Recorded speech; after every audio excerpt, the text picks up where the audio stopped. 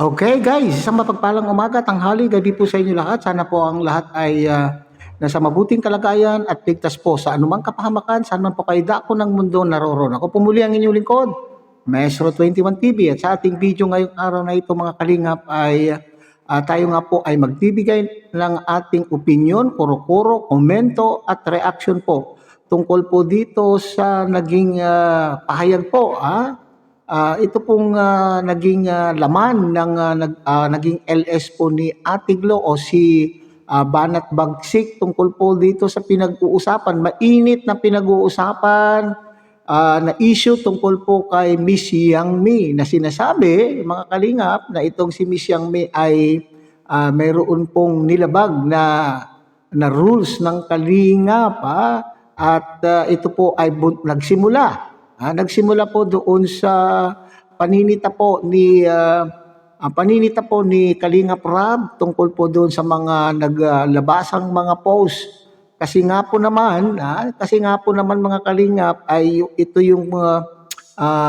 po yung mga larawan, mga reels na naglabasan na yung launching po ng mga bagong ambassadress ng Velvet Bags. Bakit marami na pong nakapost? Okay, so napuruhan po mga kalingap napuruhan po itong si Miss Yang Mi kasi sinasabi po niya na bakit siya lang po ang medyo sinita, bakit siya lang po ang tinawag ng pansin, siya naman lang daw po ay nag-repost doon sa kanya pong mga nakita na naglabasang mga post doon po sa mga FB page ng mga fans, okay? Fan pages, okay? So yan po yun ang ngayon, ang atin naman po mga reactors, ay siyempre mga reactors po ang mga yan, mga kalingap. Binabantayan lamang po ang mga issue na nakapaloob sa kalingap. So hindi natin po sila masisisi, sila naman po ay nagpaligsahan, nagsiunahan, itong mga kalingap reactors ay nagsiunahan, nag-content tungkol po dito na tinutuligsa na bakit daw po itong si Yang Mi ay hindi sumusunod sa rules ng kalingap, which is kapag pa daw hindi pa na-upload ay hindi pa dapat mag-re-upload ang ating mga kasamahan o kaya naman po ay maghintay. Okay, so yan po yung pakiusap po ni Kalingap Rab. At ito naman po si Ate Glo, mga kalingap, ang bibigyan po natin ng pansin. Ito yung sinasabi na bakit itong si Miss Yang Mi ay nung sinita po ni Kalingap Rab ay tumakbo para bagang dahil po siguro siya po ay nasaktan, ay nakita po natin ang presensya po ni Miss Yang Mi sa mga live po ng mga tinaguriang mga anti-kalingap. Isa na naman po yan na paglabag po sa rules mga kalingap. Kasi may ruling din po ang kalingap na tayong mga nandito sa loob ng kalingap ay kung ay pinagbabawalan pinagbabawalan umakyat, pinagbabawalan bumisita, hindi pinagbabawalan magkomento at ito daw po itong si Miss Yang Mi, mga kalingap, ay nakipagbardagulan sa mga basers po ng kalingap doon sa live po ng mismong anti-kalingap. So yan po yung ating pag-uusapan, mga kalingap. Kung focus lang po natin dito ay kung anti-kalingap na nga ba itong si Miss Yang Mi. Okay? So bago po yan, tayo muna po ay magbibigay po guys sa ama at founder po ng Kalingap, kay Bas Santos Matubang. At ang kilikin po natin, Ate Edna Vlog, Kalingap Rab. At siyempre, kung bagong silip lang po kayo, bagong dating lang po kayo sa ating munting channel, sana naman po ay inyo rin pong tangkilikin sa pamamagitan po ng pagbibigay nyo po ng like, share, and subscribe. At tuloy, pindutin na rin po ang notification bell.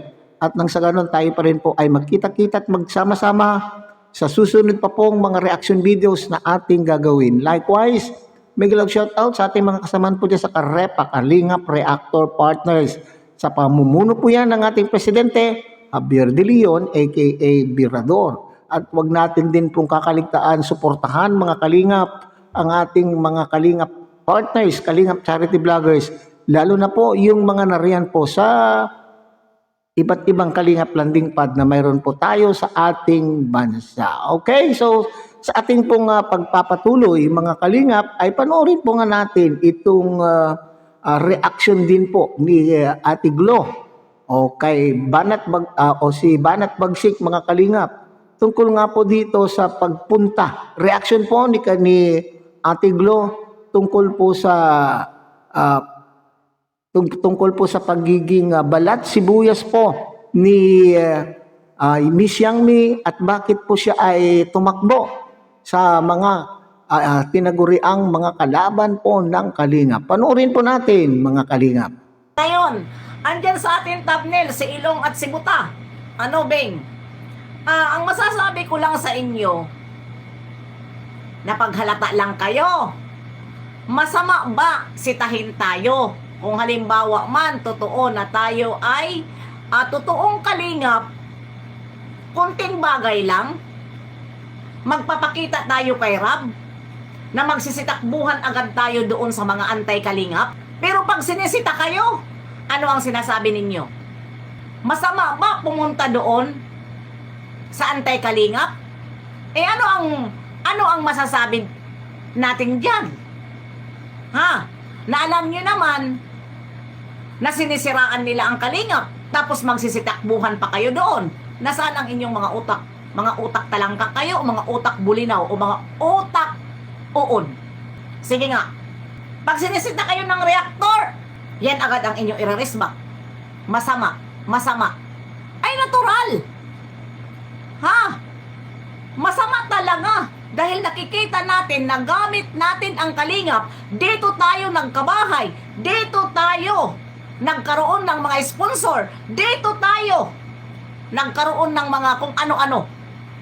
Tapos, doon sa naninira sa Kalingap, kung ano-ano ang sasabihin kay Kalingap Rab na paninira kay Kuya Bal, tapos pupunta tayo doon, tapos nagpaka-jacket pa, ano ang tawag sa inyo? Alam na des, Ate Glo, kung sinong nagpapangarap na nagpapanggap na Kalingap, diba rin? Kaya ako, noon ko pa, sinabi na halata ang mga manggagamit sa Kalingap. Diba? Namamangka sa maraming ilong. Ranger. Diba? Noon, ako lang ang lagi nila inaanuhan, na ganito daw, nangunguna ako. O ngayon, anong nangyari sa Earth? Nagkamali ba si Banat Bagsik sa mga ano ko sa inyo, mga banat ko sa inyo? Diba? Sino ngayon ang nananatili sa Kalingap? Kung kayo nasita kayo ni Kalingap Rab, dahil totoo naman. Sabi mo Ilong, dito ano ang sabi mo dito? Ito yang may gani. Ako kay GPM niya. Dami na pala nagpost. Iba talaga pag sikat.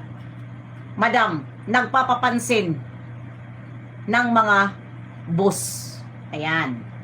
Ang nagsita sa'yo, Ilong, si Kalingap Rab. Diba nasa loob ka ng Kalingap? Ito lang masasabi ko sa'yo. Alam mo ba ang protocol o hindi? Nakita mo na sa iba na may nag-post at alam mo ang protocol ng Kalingap. Sasali ka pa sa kanila? Huwag ka na sumali. Bilang nagsasabi ka na reaktor ka ng Kalingap dahil nasa Karipa ka, pwede ka magsita sa kanila. Huwag kang sumali. Huwag kang sumali para malaman nila na bawal pala Kalingap ito na nagsisita. Makikisali pa ba tayo? Na alam naman natin na tayo ang reaktor ng Kalingap. Makikisali ka na bawal na, magpupus ka. Tapos sasabihin mo, ikaw lang ang nakikita dahil sikat ka? Sino sa inyo ang sikat ni Kalingap Rab? Hindi ka ba nalang pwede magsabi, sorry Kalingap Rab? Ano? Dahil akala ko pwede dahil nakita ko na sa iba. Pero mali pa rin ang rason natin. Ha? Kunting bagay lang, yan agad ang ating ikakagalit at magpupunta tayo agad sa mga anti-kalingap. Okay, so yan, maliwanag po Okay, maliwanag po ang paliwanag din po ni Ate Glo dito mga kalingap. Okay, so hindi ibig sabihin na kapag tayo po ay sinita, huwag tayong magpapakabalat sibuyas. Hindi tayo maghahanap ng ating kakampi bagamat tayo po ay nasaktan. Nasaktan po tayo dahil po tayo ay nasita dahil sa edad po natin. Kung maaari sa edad po natin ay ayaw po natin ng tayo ay sinisita. Pero kung ang pagsita po sa atin ay maliwanag naman po na ating pagkakamali, bakit hindi natin po tanggapin?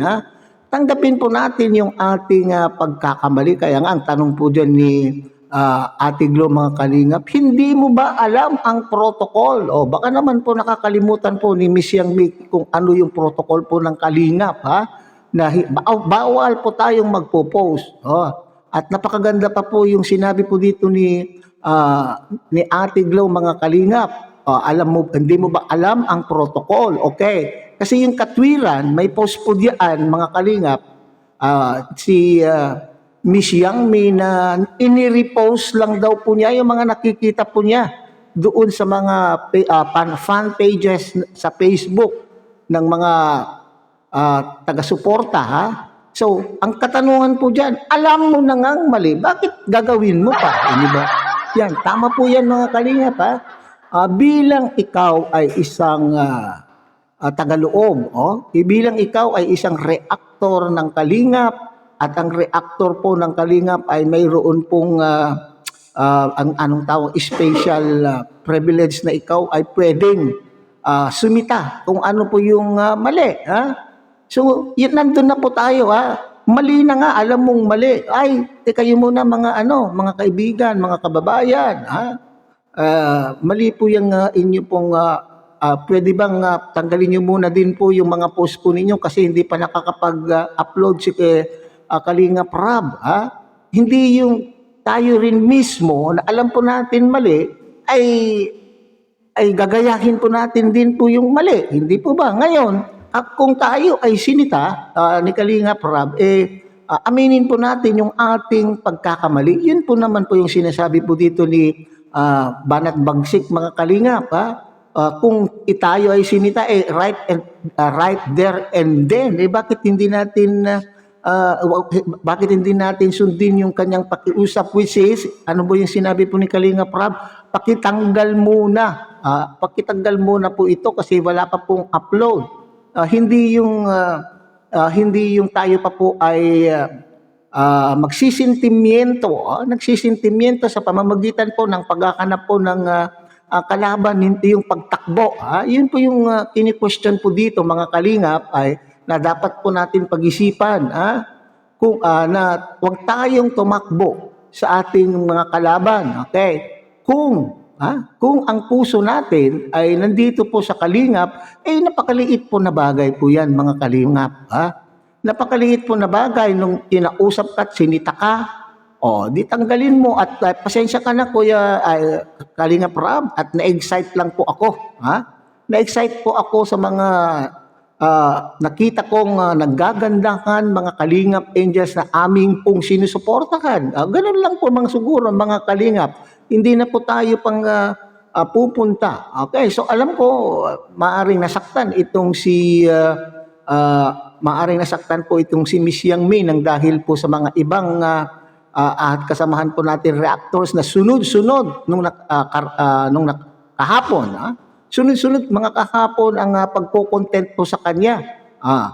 Ngayon, sinasabi po ni Miss Yang Mi na gusto din daw po niya sanang tanggalin. Tanggalin na din niya sana o susundin po niya sana yung pakiusap. Pakiusap ni Kalingap Rab sa ganitong mga pagkakataon dapat daw ay kinausap. So ito naman po yung isang punto rin po na gusto kong ipunto mga kalingap. So nandun na po tayo, nagkamali po si Miss Yang Mi. O sana lamang po ay humingi ng tawad. Ito naman po tayo sa ating mga kasamahan ni reactor. At ito naman po yung nararamdaman kong gustong mangyari po ni Miss Yang Mi. Kung ganito po na ang ating mga kasamahan na nandito sa loob ng Kalingap ay may pagkakamali upang maiwasan po ng kaguluhan gaya ngayon na nangyayari. Siguro, total, marami tayong mga team leaders, mga presidente sa bawat Kalingap reactors team. Kagaya po niyan, si Miss Yang Mi, presidente po ng Team Ilong, Team Kailong. Si Banat Bagsik ay presidente po ng Strikers,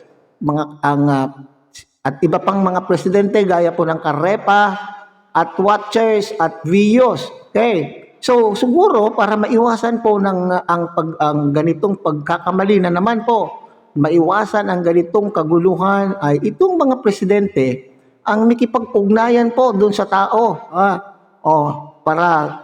Para i-call yung attention ni Miss Yang Mi o Miss Yang Mi. Parang mali pa po, wala pa po tayong 24 oras or 48 hours. Mali yung ginawa mo, pakitanggal mo muna. Mga ganun siguro. So yan po yung punto po ni Miss Yang Mi na sana mayroon na nakiusap, nakipag-ugnayan, hindi yung kaagad-agad, kagyat. Ito yung kagyat po natin na reaction. Siyempre, alam po naman natin, sabi ko nga kanina ay, ang mga reactors na intindihan po natin dahil sila po ay nagbabantay lamang po ng eco-content. Hindi po ba? Pero para sabi ko nga maiwasan po yung kaguluhan kung kapwa Kalingap din lang naman ang ating ang mga nagkakamali, bakit hindi natin muna ayusin? Ngayon, kinausap po ninyo kung ayaw pa rin makinig. Siguro yun po yung panahon na tapikin itong kapwa nating Kalingap na ito sa pamamagitan po ng ating mga channel. Okay? So sana maliwanag po yan mga Kalingap na kapag tayo po ay may tampururot o tayo po ay nagtatampururot o ay may tampo na hindi po na maliwanag sa ating kaisipan kasi nangunguna po dyan ang ating damdamin, huwag tayong tumakbo kung saan-saan. Okay? So tayo po ay humingi na lamang tanggapin natin ang ating pagkakamali at humingi ng paumanhin. Okay? So yan po siguro mga Kalingap. So hanggang dyan na lang muna tayo mga Kalingap. Muli, tangkilikin po natin Kuya Bal Santos Matubang, Ate Edna Vlog, Kalingap Rab, at muli pinapakiusapan po kayo ng inyo pong lingkod. Sana po ay inyo rin pong tangkilikin ang munting channel na ito sa pamamagitan po ng inyong pagbibigay ng like, share, and subscribe. At tuloy pindutin na rin po ang notification bell. At nang sa ganon, tayo pa rin po ay magkita-kita at magsama-sama sa susunod pa pong mga reaction videos na ating gagawin. Muli isang mapagpalang umaga, tanghali, gabi po sa inyo lahat. Mabuhay po kayo at God bless everyone.